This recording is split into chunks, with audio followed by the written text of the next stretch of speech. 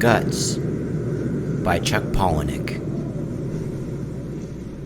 Inhale. Take in as much air as you can. This story should last about as long as you can hold your breath, and then just a little bit longer. So listen as fast as you can. A friend of mine, when he was 13 years old, he heard about pegging. This is when a guy gets banged up the butt with a dildo. Stimulate the prostate gland hard enough, and the rumor is you can have explosive hands-free orgasms. At that age, this friend's a little sex maniac.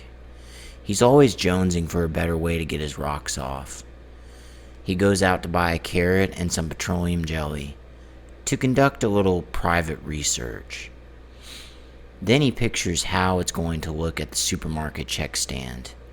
The lonely carrot and petroleum jelly rolling down the conveyor belt towards the grocery store cashier. All the shoppers waiting in line, watching, everyone seeing the big evening that he has planned.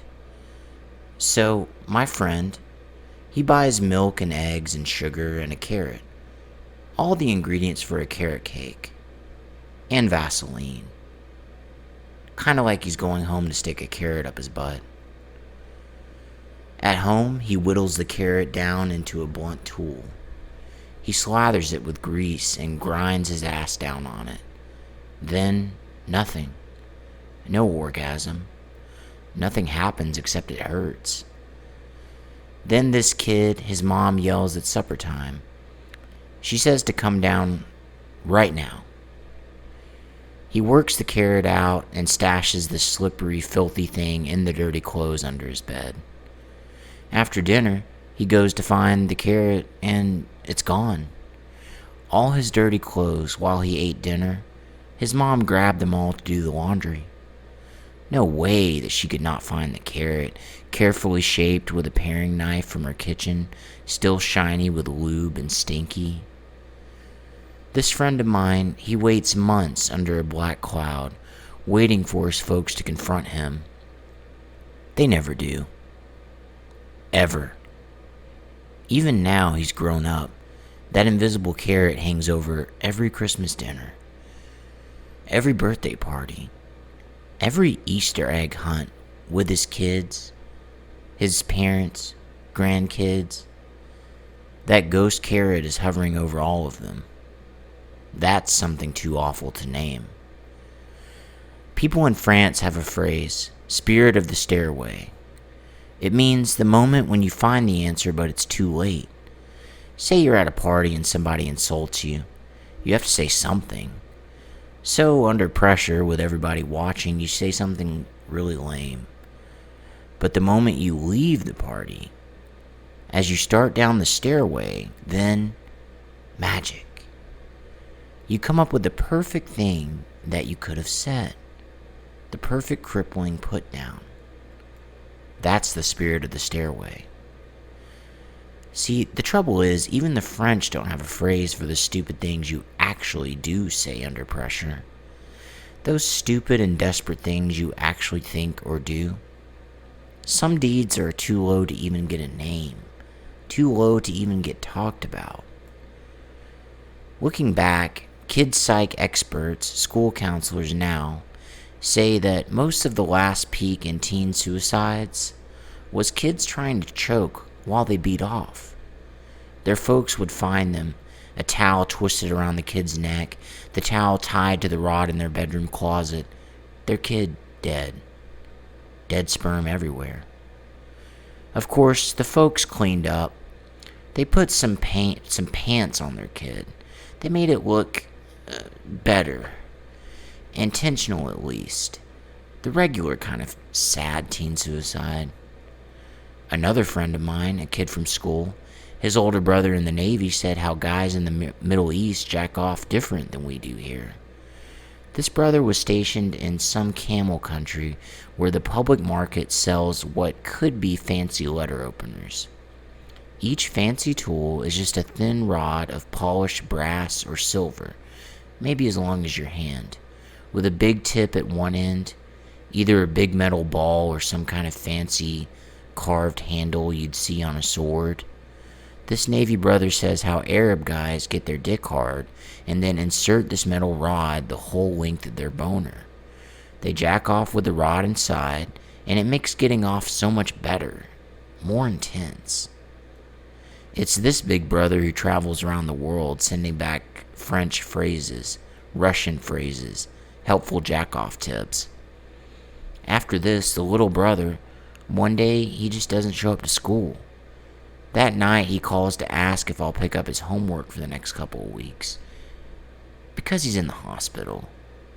He's got to share a room with old people getting their guts worked on. He says how they all have to share the same television. All he's got for privacy is a curtain. His folks don't come and visit. On the phone, he says how right now his folks could just kill his big brother in the Navy. On the phone, the kid says how the day before, he was just a little stoned. At home in his bedroom, he was flopped on the bed. He was lighting a candle and flipping through some old porno magazines, getting ready to beat off. This is after he's heard from his crazy Navy brother. That helpful hint about how Arabs beat off. The kid looks around for something that might do the job. A ballpoint pen is too big. A pencil's too big, and it's rough. But dripped down the side of the candle, there's a thin, smooth ridge of wax that just might work. With just the tip of one finger, this kid snaps the long ridge of wax off the candle. He rolls it smooth between the palms of his hands, long and smooth and thin. Stoned and horny, he slips it down inside, deeper and deeper into the piss slit of his boner. With a good hank of the wax still poking out the top, he gets to work. Even now, he says those Arab guys are pretty damn smart. They've totally reinvented jacking off. Flat on his back in bed, things are getting so good that this kid can't keep track of the wax. He's one good squeeze from shooting his wad when the wax isn't sticking out anymore. The thin wax rod, it slipped inside. All the way inside. So deep inside that he can't even feel the lump of it inside his piss tube. From downstairs, his mom shouts, "It's supper time." She says to come down right now. This wax kid and the carrot kid are different people, but we all live pretty much the same life. It's after dinner when the kid's guts start to hurt. It's wax, so he figured maybe it would just melt inside him and he'd piss it out. But now his back hurts, his kidneys. He can't even stand up straight. This kid talking on the phone from his hospital bed. In the background, you can hear bells ding, people screaming, and game shows. The x-rays show the truth.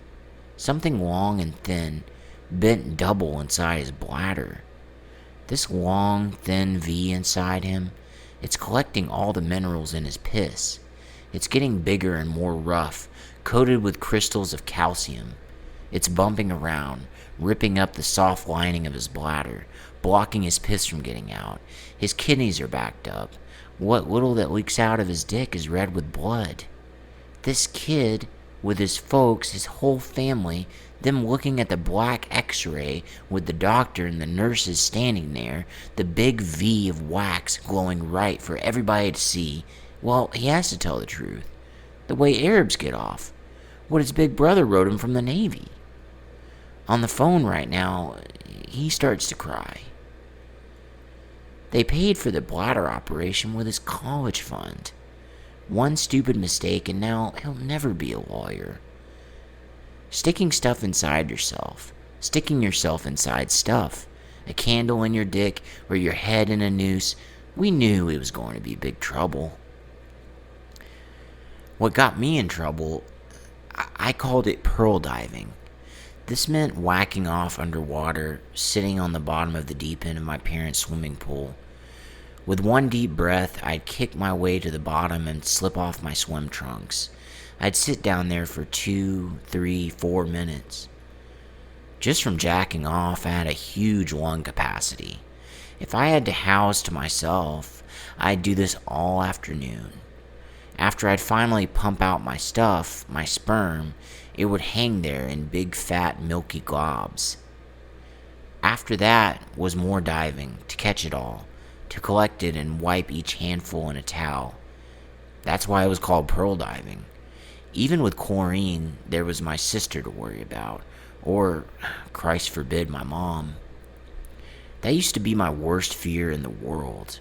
My teenage virgin sister, thinking she's just getting fat and then giving birth to a two-headed retard baby. Both the heads looking just like me. Me, the father and the uncle. In the end, it's never what you worry about that gets you. The best part of pearl diving is the inlet port for the swimming pool filter and the circulation pump. The best part was getting naked and sitting on it. As the French would say, who doesn't like getting their butt sucked? Still, one minute you're just a kid getting off, and the next minute you'll never be a lawyer. One minute I'm settling on the pool bottom and the sky is wavy, light blue through 8 feet of water above my head. The world is silent except for the heartbeat in my ears. My yellow striped swim trunks are looped around my neck for safekeeping, just in case a friend, a neighbor, anybody shows up to ask why I skipped football practice. The steady suck of the pool inlet hole is lapping at me, and I'm grinding my skinny white ass around on that feeling. One minute I've got enough air and my dick's in my hand. My folks are gone at their work and my sister's got ballet. Nobody's supposed to be home for hours. My hand brings me right to getting off, and I stop. I swim up to catch another big breath, and then I dive down and settle on the bottom. I do this again and again. This must be why girls want to sit on your face. The suction is like taking a dump that never ends. My dick hard and getting my butt eaten out. I don't need air. My heartbeat is in my ears. I stay under until bright stars of light start warming around in my eyes. My legs straight out, the back of each knee rubbed raw against the concrete bottom. My toes are turning blue, my toes and fingers wrinkled from being so long in the water. And then I let it happen. The big white gob starts spouting. The pearls. It's then that I need some air. But when I go to kick off against the bottom, I can't. I can't even get my feet under me. My ass is stuck. Emergency paramedics will tell you that every year about 150 people get stuck this way, sucked in by a circulation pump. Get your long hair caught or your ass and you're going to drown. Every year tons of people do, most of them in Florida. People just don't talk about it. I mean, not even French people talk about everything. Getting one knee up, getting one foot tucked under me, I get to half standing when I feel the tug against my butt.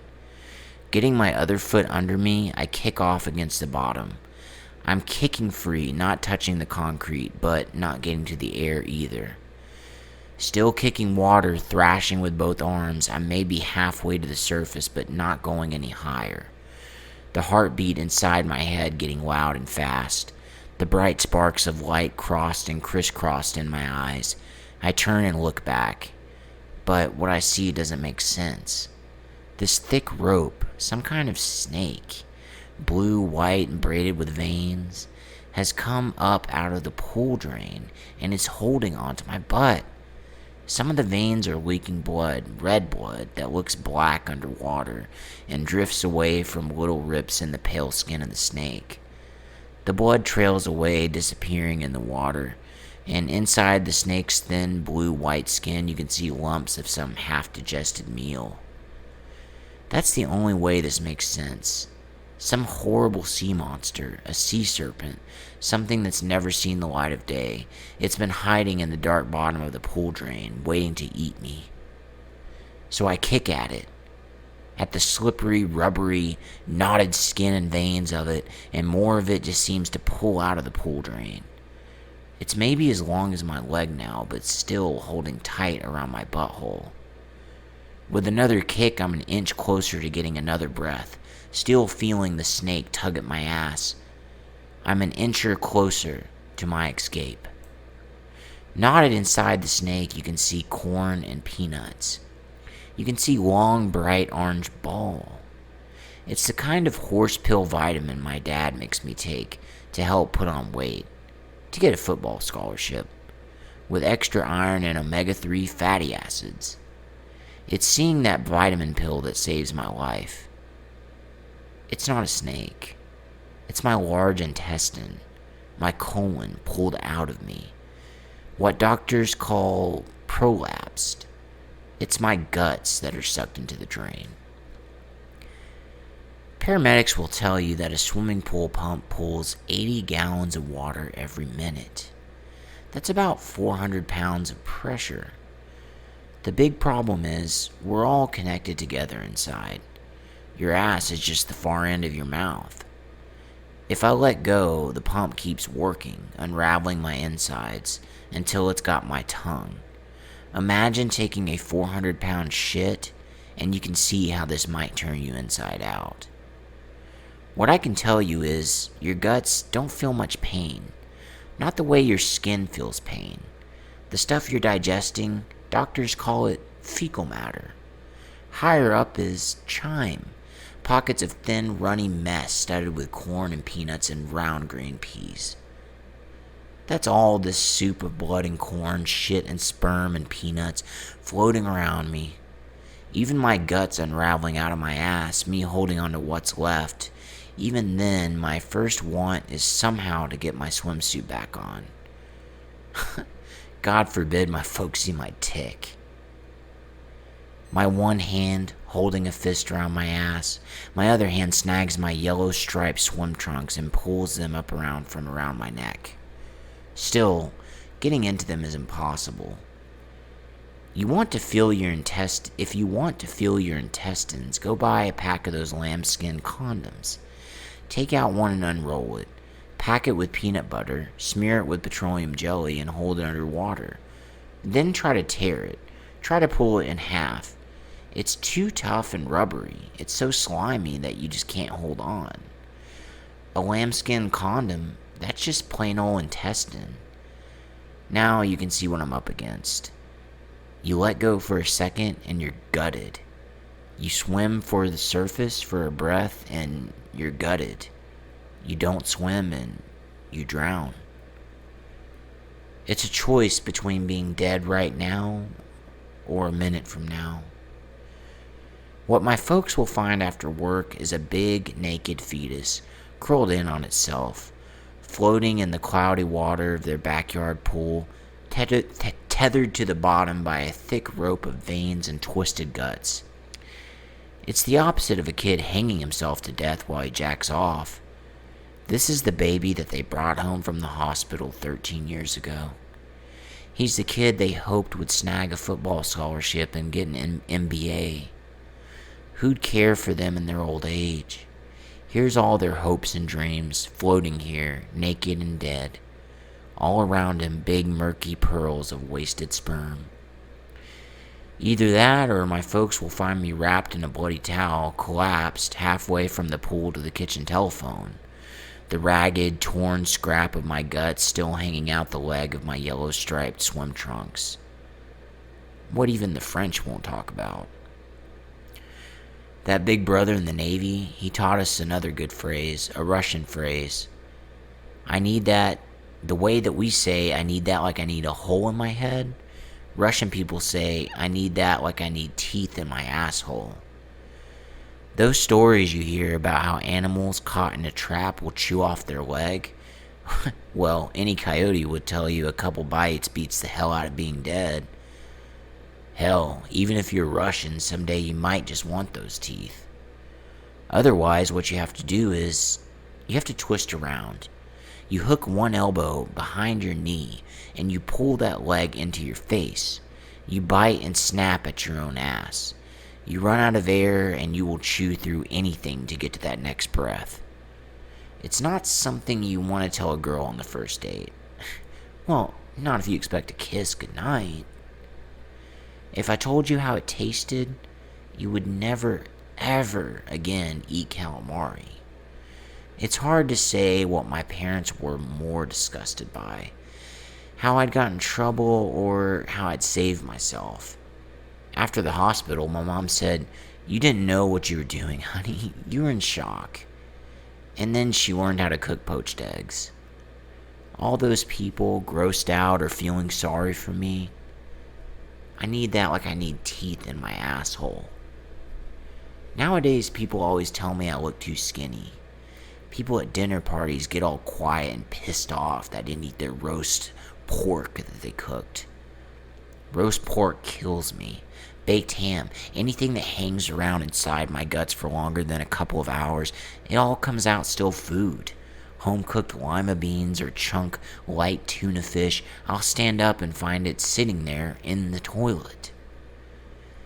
After you have a radical bowel resectioning, you don't digest meat so great. Some people, you have 5 feet of large intestine, but I'm lucky to have my 6 inches. So I never got a football scholarship. I never got an MBA. Both my friends, the wax kid and the carrot kid, well, they grew up. They got big. But I never weighed a pound more than I did the day that I was 13. Another big problem was my folks paid a lot of good money for that swimming pool. In the end, my dad just told the pool guy it was a dog. The family dog fell in and drowned. The dead body got pulled into the pump. Even when the pool guy cracked open the filter casing and fished out a rubbery tube, a watery hank of intestine with a big orange vitamin pill still inside, even then my dad just said, "That dog was fucking nuts, man." Even from my upstairs bedroom window, you could hear my old man saying, "We couldn't trust that dog alone for a second."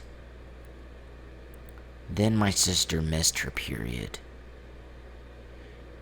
Even after they changed the pool water, after they sold the house, and we moved to another state, after my sister's abortion, even then, my folks never mentioned it again. Ever. That is my family's invisible carrot. Now you can take a good, deep breath, because I still have not.